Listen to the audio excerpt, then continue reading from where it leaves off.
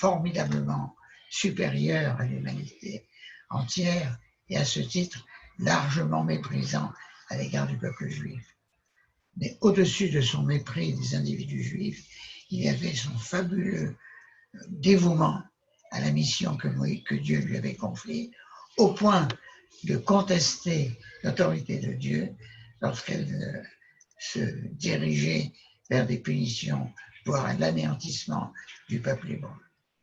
Donc nous sommes devant un mélange étrange de défauts, notamment la violence qui caractérise Moïse, et d'une qualité prophétique au-dessus de toutes les autres, comme le dit le texte. C'est un climat un petit peu analogue auquel nous sommes confrontés pour parler d'Abraham, Isaac et Jacob, des patriarches. Ça peut paraître scandaleux que je dise du mal des patriarches. Je vais le faire comme le texte de la Torah nous l'indique, pour expliquer que tout cela servait le dessein divin, mais quelquefois à long terme, et que les effets immédiats étaient difficiles, cruels, tragiques. Je vais commencer par Isaac et Jacob, et je traiterai Abraham après. Pourquoi? Parce que Abraham est à part dans les patriarches. Dieu a continué à créer et à animer le monde à cause d'Abraham. Il a sauvé Noé, qui était un personnage convenable, mais pas véritablement génial, car il y avait la perspective d'Abraham dans la généalogie de Noé. Il y avait de l'Abraham dans Noé. Et puis, le texte le dit lui-même. Au début du chapitre 2 de la Genèse, il est dit, elle est Toldot, voici l'histoire du monde, Behi Baraham, lorsque Dieu les a créés, mais dans le Behi Baraham, on entend sonner le nom d'Abraham. Et en intervertissant le Aleph et le He, on tombe sur Abraham. Mais en plus, le He est petit. Et beaucoup de commentateurs disent, ça c'est le He qui est passé du nom de Sarai à celui d'Abraham, ce qui fait que le couple Abraham et Sarai est devenu Abraham et Sarah, avec un He à la fin. Ça a rétabli un équilibre parfait à l'intérieur du couple. Car le grand problème d'Akadosh Baruch Hu, c'est que l'homme idéal qu'il avait planifié, ce n'est pas le mâle, c'est le couple. Et Abraham et Sarah ont réussi à être le couple parfait, au point qu'Abraham a pu dire au pharaon qu'il avait réussi à transformer son épouse en une véritable sœur, c'est-à-dire qu'il unissait l'amour que l'on peut porter à une étrangère qui est une fiancée, à celui que l'on peut porter à sa sœur qui est l'autre réplique, une autre version de soi-même dans le sexe opposé. Ce couple idéal fabriquait un prototype de l'humanité idéale. Abraham n'est pas sans reproche, mais ce n'est pas des fautes comparables à celles de Isaac et de Jacob dont je vais maintenant vous parler. Isaac est profondément marqué, de façon même cruelle, par le fait que son père Abraham, qui reviendrait, a accepté de l'égorger parce qu'il croyait que Dieu le lui avait demandé. Et d'ailleurs, ce geste épouvantable du père sacrifiant son fils est tellement cruel que même les anges en ont pleuré. Et le Midrash raconte que les larmes des anges ont tombé dans les yeux d'Isaac, de sorte qu'il en a perdu la vue. Donc Isaac, dans une plus grande partie de sa vie, était aveugle. Et puis il avait vis-à-vis de ses fils, et là se trouve l'immense erreur que je vais fustiger, il avait vis-à-vis de ses fils une préférence marquée pour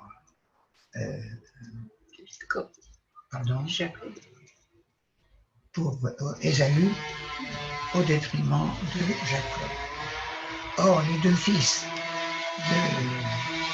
d'Isaac et Rivka étaient très différents. Ésaü était une sorte de brute, rouquin, sans aucune allégeance à la mission d'Abraham, ce dont on a la preuve parce que dans le fameux épisode du plat de lentilles où Ésaü a vendu son droit d'aînesse à Jacob. Si Jacob, ce jour-là, mangeait des lentilles, c'est parce que c'était l'anniversaire de la mort d'Abraham, ce dont Ésaü était pratiquement inconscient. Il avait faim, il avait soif, donc Jacob l'a nourri en échange de son droit d'aînesse. Et la réponse d'Ésaü à cette proposition a été « Que m'importe le droit d'aînesse, puisque je vais mourir ?» Les commentateurs disent oui, parce que à la moindre erreur, Aaron, le grand prêtre, et ses fils mouraient, hein, ce dont on a eu la preuve, puisque les deux fils aînés d'Aaron sont morts dans le feu parce qu'ils avaient apporté quelque chose qui n'était pas réglementaire dans le service du temple. Donc la vente était régulière, c'était le droit d'aînesse contre le plein de lentilles. Là-dessus, le texte nous raconte que Isaac, se sentant vieux, dit « Ésaü, apporte-moi le produit de ta chasse et fais-moi un bon rôti et je te bénirai, toi mon fils aîné. » Rebecca entend ça et le couple était mal fichu puisque Ésaü était le préféré d'Isaac, tandis que Jacob était le préféré de Rivka, qui elle était beaucoup plus lucide. Seulement, il y avait une tragédie dans le couple de Rebecca et d'Isaac, qui, à part ça, c'est un couple parfait, puisque lui n'a pas connu d'autres femmes et elle n'a pas connu d'autres maris. Mais ils ne se parlaient pas. Dans un couple où il y a deux fils et où le père préfère l'un et la mère préfère l'aîné, le seul remède que l'on connaisse, c'est qu'ils se parlent. Or, ils ne se parlaient pas. Pourquoi? Parce que Isaac, aveugle, était perdu dans sa sainteté extrême et il n'avait pas grand-chose à dire à son épouse, sinon qu'il l'aimait, ce qui est explicite dans le texte. Et Rebecca était pétrifiée de timidité devant Isaac, pour deux raisons. Parce que d'une part, elle était la sœur de Laban, qui n'était pas un personnage très recommandable, comme on l'a vu dans la suite de la vie de Jacob lorsqu'il a travaillé pour son oncle Laban, et aussi parce qu'il avait été pratiquement tout proche de Dieu lorsque Abraham l'avait offert en sacrifice. Donc elle était tellement intimidée par Isaac qu'il ne lui a pas dit qu'il se trompait en favorisant Ésaü. Encore que ce n'est pas tout à fait certain, parce que Ésaü est l'ancêtre de Rome, avec les deux visages de Rome, qui est l'Empire et l'Église, qu'il a eu, on va voir pourquoi, le projet de massacrer son frère Jacob, mais en même temps, il a régné sur le monde. C'est le quatrième empire vis-à-vis duquel Israël arrive à survivre, et celui-là règne toujours, d'après les commentateurs. Donc, Isaac envisageait de donner la bénédiction qui revient à l'aîné à Ésaü, son préféré, pour des raisons alimentaires. Et Rebecca, l'ayant entendu, ne dit rien à Isaac, c'est une grande faute, et déguise Jacob en Ésaü, ce qui fait que Isaac a donné la bénédiction de l'aîné à Jacob, sans se rendre compte qu'il avait affaire non pas à son aîné, mais à son second. Il en a eu une petite conscience parce qu'en tâtant les mains de celui qu'il bénissait, il a trouvé qu'il était très poilu. En réalité, c'était des peaux de bête dont Rebecca avait revêtu son fils préféré Jacob, et il a dit une phrase qui a eu un retentissement considérable. Hakol kol Yaakov, v'hayadaim yedei Esav. Gaon de Vilna a fait observer que le mot kol n'est pas écrit de la même manière les deux fois. La première fois, il est écrit chaser, où il n'y a pas de vav, et la deuxième fois, il est écrit malé, où il y a un vav. Et de sorte qu'il traduit cette expression de la manière suivante. La voix faible, c'est une caricature de la vraie voix qui devrait être celle de Jacob, qui convertit le monde. Et lorsque la voix de Jacob est faible, alors ses mains deviennent les mains cruelles d'Ésaü. Ce qui explique, bien entendu, qu'à Jérusalem aujourd'hui, il y a beaucoup de saintes paroles dans les yeshivot et des divisions blindées et des escadrilles de chasseurs. Ceci est parfaitement conforme à la structure idéale du peuple hébreu qui a la violence d'Ésaü que privilégiait Israël et la sagesse de Jacob que privilégiait Rivka. En réalité, ce qui est la différence entre les deux était ténue, c'est qu'ils savaient l'un et l'autre qu'il fallait au peuple hébreu les deux qualités, mais Israël pensait qu'il est plus facile de donner une voix à Ésaü, ce qui a été le cas puisque Rome a donné au monde le droit romain, ce qui est quand même une législation, qui est une législation qui a des côtés pervers, mais c'est une législation, ce qui était dans le projet divin. Tandis que la conviction de Rebecca, c'est que ce n'était pas possible de donner la parole de Jacob à Ésaü, mais qu'on pouvait donner les mains d'Ésaü à Jacob, ce qu'il a démontré une fois qu'il a été père de familles nombreuses. Mais s'il n'en reste pas moins que Yitzhak a commis une faute énorme en se trompant dans l'aînesse. Il a eu des raisons de s'en repentir, puisque Ésaü a épousé des Cananéennes, puis une fille d'Ishmaël. Enfin, c'était quand même quelqu'un qui avait comme projet de tuer Jacob. Voilà ce que j'ai à dire du deuxième patriarche Yitzhak. Voyons Jacob. Jacob, c'est Israël. Jacob, c'est le vrai père des 12 tribus et le vrai père du peuple hébreu dans son ensemble et qui n'a pas de véritable rival en tant que frère, alors que Isaac est un rival, le musulman Ishmaël, et je viens de le dire, Jacob a comme rival le chrétien Ésaü. Jacob, lui, n'a pas de rival. Il est le vrai père des 12 tribus, mais il a commis une faute considérable en traitant le fils de sa femme bien-aimée, Rachel, avec des préférences proprement scandaleuses, de plusieurs manières. D'abord parce que Joseph, son fils préféré, était un médisant. Il colportait des ragots sur ses frères.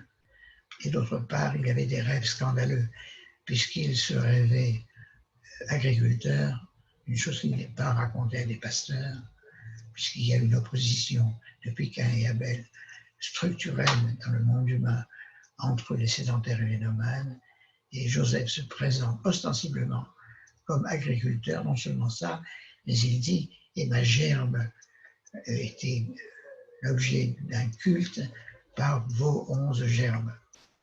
Pire que ça, il fait un deuxième rêve dans lequel il explique que lui, il est l'étoile centrale et qu'il y a 12, 13 étoiles qui s'inclinent vis-à-vis de lui, y compris sa mère défunte, ce que relève Jacob, y compris Jacob et ses frères. De sorte que les frères de Joseph décident de le mettre à mort. Et en effet, ils entament un assassinat qui, grâce à l'intervention de Reuven et de Judas lui-même, se réduit au fait que Joseph est vendu en Égypte, ce qui lui permettra plus tard de sauver de la famine ses frères et surtout d'installer le peuple hébreu en Égypte, où il va acquérir les grands talents de sédentaires qui seront nécessaires pour pouvoir gérer le peuple hébreu sur sa terre, où il sera à la fois sédentaire et nomade, comme Dieu le souhaitait, pour réconcilier une bonne fois Caïn et Abel, ce qui est la tâche du peuple hébreu encore aujourd'hui. Donc, nous avons en présence des deux derniers patriarches des gens qui ont commis des fautes énormes, Yitzhak en se trompant de fils et Jacob en favorisant de façon tout à fait inadmissible le fils de sa femme préférée. On sait bien que quand on a beaucoup d'enfants, il faut les traiter tous pareils, parce que sinon on crée des intentions de meurtre parmi eux, ce qui a fini par tourner extrêmement mal. J'en viens maintenant à Abraham, comme je l'avais annoncé. Abraham n'a pas commis de grandes fautes, mais il avait un caractère qui faisait qu'il était impossible qu'il assume à lui seul les missions des 3 patriarches. Et c'est pourquoi il en fallut 3. Abraham a cru qu'il était le Messie. Je simplifie, mais en gros, il portait à toute l'humanité une tendresse, une indulgence considérable, notamment une parfaite indulgence à son fils aîné Ishmaël, sans tenir compte du fait que Ishmaël serait dans l'histoire un ennemi redoutable pour le peuple hébreu. Lorsque Dieu lui a demandé de sacrifier son fils Isaac sur l'autel, il n'a pas compris tout de suite. Parce que Dieu lui dit, sacrifie-moi ton fils. Et Abraham répond, j'en ai deux. Celui que tu aimes, mais je les aime tous les deux. Ton aîné, mais Ishmaël est l'aîné de sa mère Agar, Yitzhak. Donc, Abraham a eu pleinement l'occasion de montrer qu'il est considéré comme équivalent, ce qui était faux. Mais c'est tout à fait conforme au caractère d'Abraham. Et là-dessus, Dieu lui fait une offre abominable. Égorge-moi ton fils. Mais ce n'est pas du tout ça que Dieu a dit. Il lui a dit, monte-le sur le mont Moria. Il fallait qu'il le mette sur la montagne où le temple de Jérusalem serait installé. Mais Abraham a compris qu'il voulait qu'il le sacrifie. Il y a de très nombreux commentateurs sur ce terrible épisode, mais je ne peux pas faire plus. C'est une terrible épreuve, mais il a cru qu'il la méritait. Parce qu'il a commencé sa carrière en maudissant son propre père. Il a cassé les idoles de son père, qui était fabricant d'idoles, s'est moqué de lui en lui disant c'est l'idole la plus puissante qui a massacré les idoles les plus petites, tout ça c'était des statues de pierre. Et il s'attendait à devoir payer sa dette un jour. Et lorsque Dieu lui a dit pour te punir d'avoir fait beaucoup de mal à ton propre père, tu vas recevoir cette punition en tant que père. Donc, il n'a pas protesté. Mais c'était en même temps un aspect de son extrême docilité, de son extrême ouverture à autrui. La conséquence a été terrible, c'est qu'il n'est jamais redescendu du mont Moria. Pardon, c'est Isaac qui n'est jamais descendu du mont Moria. Et il y a eu un fossé, un divorce définitif entre Abraham le père et Isaac son fils. Mais il n'en reste pas moins que c'est à cause d'Abraham que Dieu n'a pas détruit ce monde comme il avait failli le faire au moment du déluge. Il avait vu dans Noé le germe d'Abraham et il a consacré Abraham comme le vrai ancêtre de l'humanité, car il y a un curieux verset dans la Genèse qui dit « Elé Toldot Adam », voici les générations de l'histoire du monde, Behi Barham, lorsque Dieu les a créés. Et quand vous regardez le mot Behi Barham, vous intervertissez le He et le Aleph, et vous avez, c'est par Abraham que Dieu a créé le monde. Mais en plus, ce petit He qui apparaît alors qu'il n'est pas dans sa taille normale, des commentateurs disent c'est celui qui a voyagé du nom de Sarai au nom d'Abraham, puisque Sarai valait 10 par son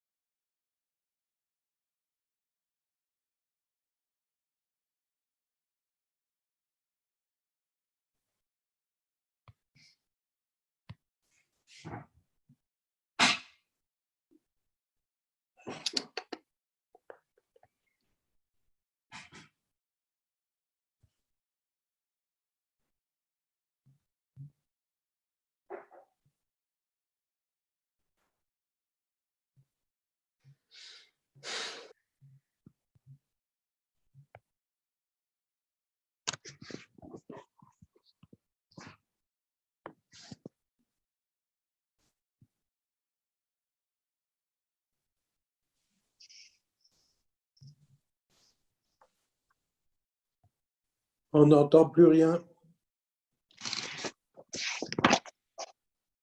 Je vais appeler Janine.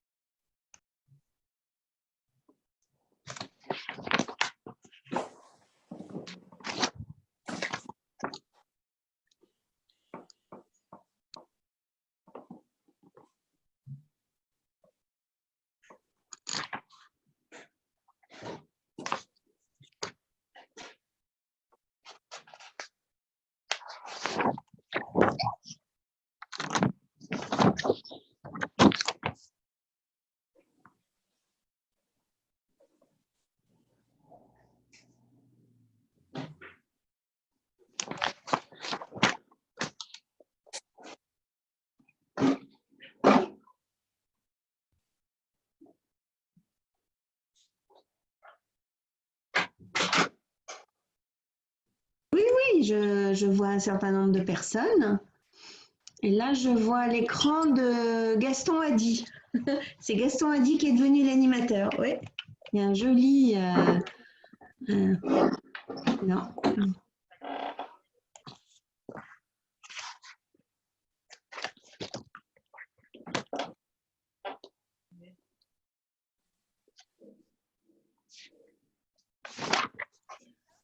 Est-ce que vous... là, j'ai Janine en ligne. Est-ce que l'un de vous voit Claude? Parce qu'ils sont connectés.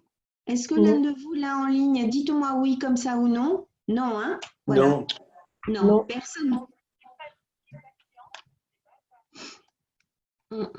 Peut-être, alors, on t'attend, essaye de revenir. Voilà.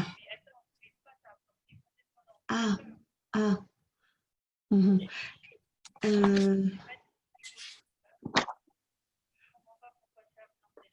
Ben, tu fais un zoom avec ton téléphone?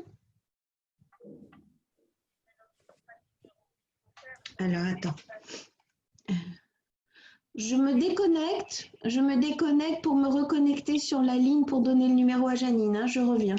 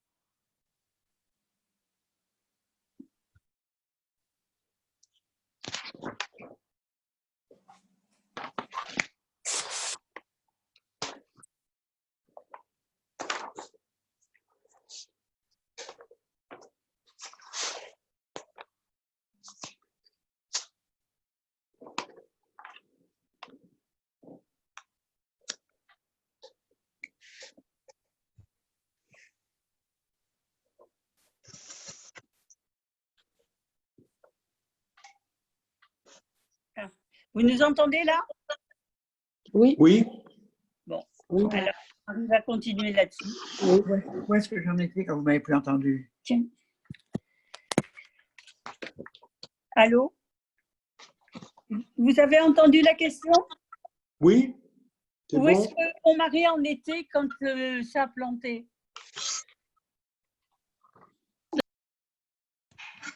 Micheline, on ne t'entend pas. Abraham pensait qu'il avait une faute à expier à cause de ses rapports avec son père. C'est à ce moment-là que ça a coupé. Ok, bon. Donc, Abraham n'a pas connu de grosses fautes, mais il était tellement épris de l'ensemble de l'humanité qu'il était incapable d'affronter les conflits que le peuple hébreu a connus avec l'islam, descendant d'Ishmaël, et avec Rome, dans tous ces deux visages de l'Empire et du christianisme. Donc, il fallait qu'il y ait 2 générations pour assurer cette cohésion. Mais de nos jours, on pense, ou du moins il y a de nombreux auteurs qui pensent, qu'il y a entre l'islam que je viens d'évoquer et le christianisme que je viens d'évoquer et Israël une complémentarité. C'est-à-dire que par l'intermédiaire de la charité chrétienne et de la loi de Rome, Ésaü répand une partie du message biblique et le formidable empire musulman qui s'est étendue sur toute la planète, ou quasiment, jusqu'au XIIIe siècle, aujourd'hui encore a une influence bénéfique pour faire pénétrer les notions de justice du judaïsme. Par ailleurs, la Kabbale repose sur un schéma des valeurs de l'histoire qui s'appelle l'arbre séphirotique. L'arbre séphirotique comprend 10 entités, à droite la charité, à gauche la rigueur, à droite l'éternité, à gauche l'éclat, etc. Et au centre l'harmonie. Il y a un livre merveilleux du regretté rabbin Eli Munk qui s'appelle Vers l'harmonie et qui explique que les 3 grands monothéismes sont repris dans l'arbre séphirotique et que l'ensemble de l'arbre séphirotique représente la volonté de Dieu sur terre. Conclusion, si Isaac a commis faute de donner un rôle et d'échapper de justesse à la mort vis-à-vis de son frère Esaü, si Yitzhak a une rivalité avec Ishmaël, toutes ces amorces de synthèse entre les différentes familles allaient se réaliser dans les temps à venir. Par ailleurs, j'ai souvent l'idée, notamment ici, entre les sédentaires et les nomades, qui sont a priori hostiles, comme Caïn et Abel, il y a une indispensable complémentarité. Or, Abraham a été essentiellement nomade, Isaac a été essentiellement sédentaire, et Jacob a été enfin la synthèse entre les deux, puisqu'il a commencé sa vie comme berger et il a terminé comme égyptien. Conclusion, sous l'œil de Dieu, les fautes des patriarches étaient des contributions à la réussite de l'humanité telle qu'il l'avait planifiée. Et quant à Abraham, il a donné par sa leçon d'amour un principe d'unité du genre humain qui résume ce qu'il y a encore de meilleur dans notre civilisation, et chrétiens et musulmans vénèrent Abraham presque autant que le peuple juif. Je vous remercie. Vous avez entendu là? Oui, oui. Alors là, on t'a très bien entendu. Merci beaucoup. C'est Oui, étonnant. merci beaucoup. Oui, oui. Étonnant. Comme vous Est-ce que dites. vous avez des questions, des commentaires, réactions? On t'entend pas, Micheline. C'était sur le quatrième empire.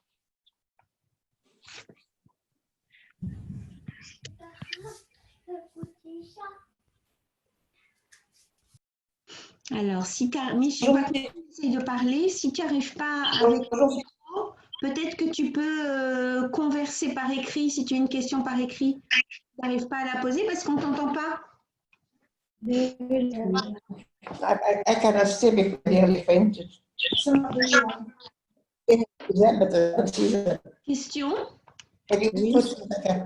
Daniel? Sylvie, tu m'entends? Sylvie? Oui. Sylvie, tu m'entends? C'est Jeannette. Oui, bonjour Jeannette. Oui. Je ne vais pas rester longtemps parce que je ne me sens pas très bien. Mais je voulais te dire que c'était tout le temps, avant que je parte, une obligation que je vienne vous voir. Merci beaucoup. Non, c'est pas vrai. Bonsoir. Merci Jeannette. Bonsoir Daniel. Oui, bonsoir. Tu m'entends? Ouais. Oui. Merci. Je voulais avoir des précisions sur le quatrième empire. Ah, je ne connais pas le quatrième. Ah, non, attends. Vous avez parlé d'un quatrième empire qui règne toujours. Le quatrième empire, Rome. Le quatrième empire, c'est Rome. Les 3 premiers se sont trouvés, mais Rome continue à régner sur Terre.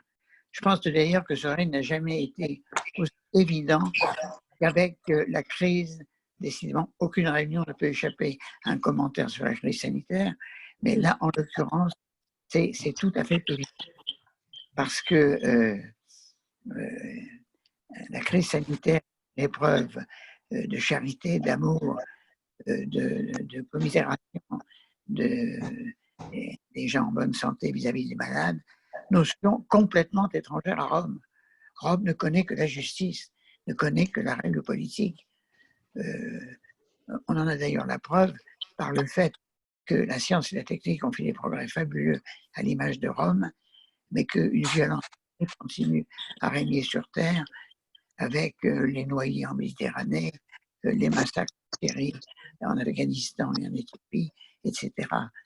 C'est-à-dire que le règne d'Elohim est devenu évident, mais d'Hachem, le Dieu de l'amour, n'est pas encore tellement, presque, un peu quand même.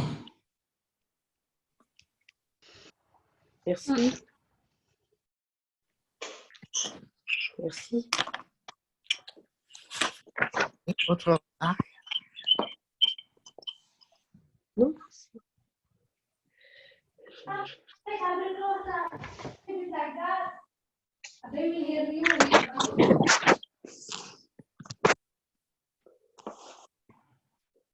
Voilà.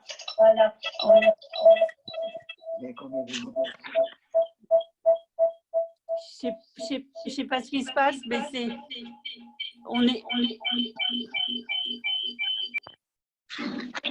D'autres remarques? Ah, eh ben on les a perdus à nouveau. Ah, Janine, voilà.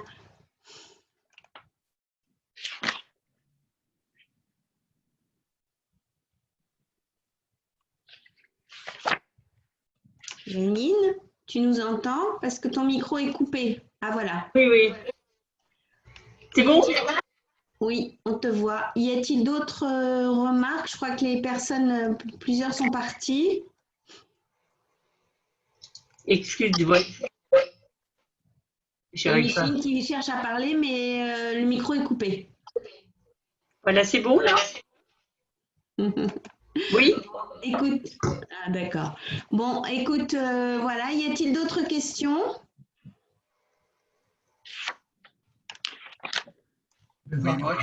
Oui, je voudrais poser une question. Je suis Pierre Sonigo. Je voudrais poser une question sur un récent article d'ailleurs que je viens de lire de Claude dans la revue des ingénieurs des mines, où il parle du Covid-19 et des plaies d'Égypte, et où il fait la différence entre l'Éternel et le Créateur. Et j'aurais aimé savoir, en fait, il explique… Non, alors, Monsieur Sonigo, il y a un problème parce que vous entendez. Vous ne m'entendez pas. Allez-y. Est-ce que vous m'entendez là? Est-ce que vous m'entendez? Oui. Vous m'entendez ou non? Mais est-ce que Monsieur Rivlin m'entend? Oui, je vous entends.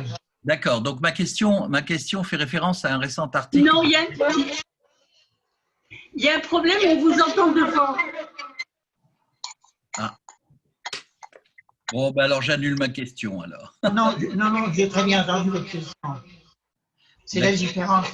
Vous faites la différence entre l'Éternel et le Créateur. Alors, quand on regarde le cosmos, je parle dans l'écho. Mais je sais pas. On entend Claude, là, c'est bon. Dieu se manifeste d'une manière, d'une part comme un grand horloger, ce qui en hébreu, mais c'est terrible. Je m'entends deux fois. Donc, Dieu s'appelle Elohim. Vous m'entendez là? Oui. Ah non. C'est Elohim qui est le Bereshit bar Elohim, c'est les trois premiers mots de la Bible. Le Bereshit, Dieu créa le monde, et là il s'appelle Elohim, c'est le grand architecte. Et d'autre part, il s'appelle Adonai dans nos prières et le tétragramme dans la Bible. Et là c'est un Dieu personnel qui dialogue avec chacun d'entre nous, comme il a dialogué avec Moïse au buisson ardent. Et la foi juive, le cœur du judaïsme, c'est de dire que c'est du même Dieu que ça émane.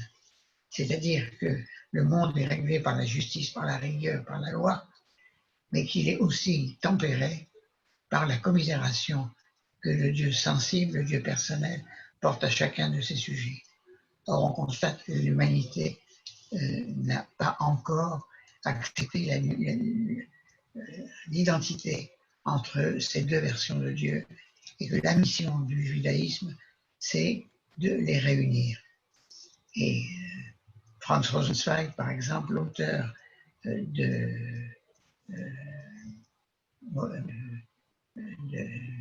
l'ouvrage théologique fondamental du XXe siècle dans le judaïsme, a dit que chez les musulmans, on est plutôt le gardien du Dieu de rigueur, et chez les chrétiens, du Dieu de l'amour.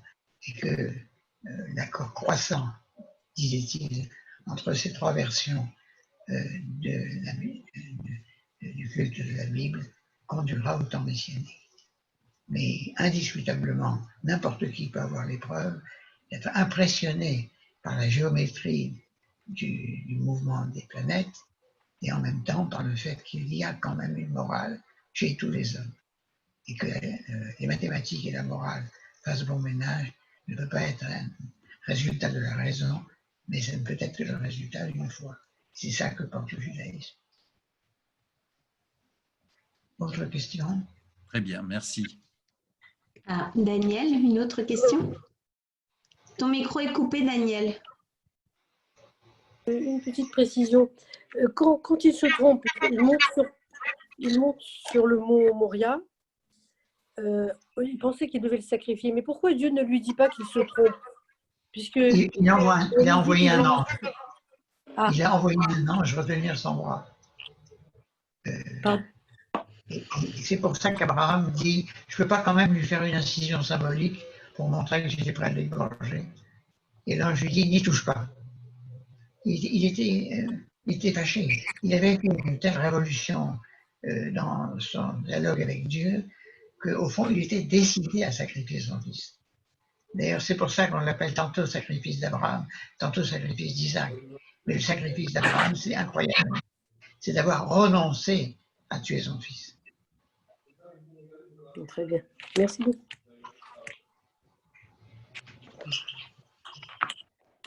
Merci beaucoup. S'il n'y a pas d'autres questions, on va s'en tenir là parce que c'est vrai que la connexion n'est pas très bonne.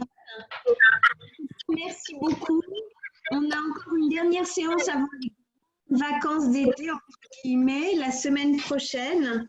Les travaux interdits le Shabbat. Voilà. Merci d'avoir accepté de nous faire ce cours toujours passionnant. Ajoutez tout de même que c'est à partir d'une page du Talmud. Super. Merci beaucoup. Très bonne semaine à tous. Merci de votre attention. À bientôt. À bientôt. Au revoir. Bonne soirée. Merci. Au revoir. Au revoir.